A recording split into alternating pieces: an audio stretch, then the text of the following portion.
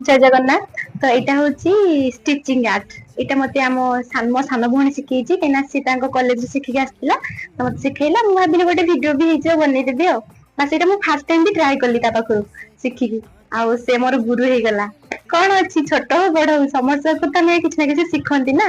ସେ ବି ମୋଠୁ ସାନ ହେଇକି ମତେ ଆଜି ଶିଖେଇଦେଲା। ତ ମୁଁ ବହୁତ ବହୁତ ଖୁସି ହେଇକି ଏଇଟା ବନଉଥିଲି ଆଉ କରିଲା ବେଳେ ଶିଖିଲା ବେଳେ ମତେ ବହୁତ ଇଣ୍ଟରେଷ୍ଟିଂ ଲାଗୁଥିଲା ନୂଆ ଟାଇପ ର।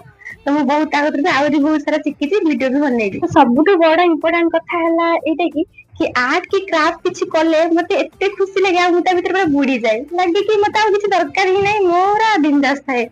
ଆଉ ମୋ ଜୀବନରେ ଯଦି ମତେ ସବୁଠୁ ଅଧିକ କିଏ ଖୁସି ଦିଏ ତ ଏଇ ମୋର କଳାଟି। ଏଇ କଳାଟି ମତେ ମତେ ବହୁତ ଖୁସି ଦିଏ ମୋ ଦୁଃଖରେ ସୁଖରେ। ଯେତେବେଳେ ବି ଥାଏ ମନ ହୁଏ ଆର୍ଟ କରିବି। ଆର୍ଟ କଲେ ମୁଁ ସବୁ ଭୁଲିଯାଏ ବାସ୍ ପୁରା ନର୍ମାଲ ହେଇଯାଏ। ତ ମୁଁ ଆର୍ଟ କରେ। ଆଉ ଯଦି ଏଇଟା ଆପଣଙ୍କୁ ଭଲ ଲାଗିଥିବ ତ ଲାଇକ୍ କରିବେ। ରହୁଛି ଟାଟା।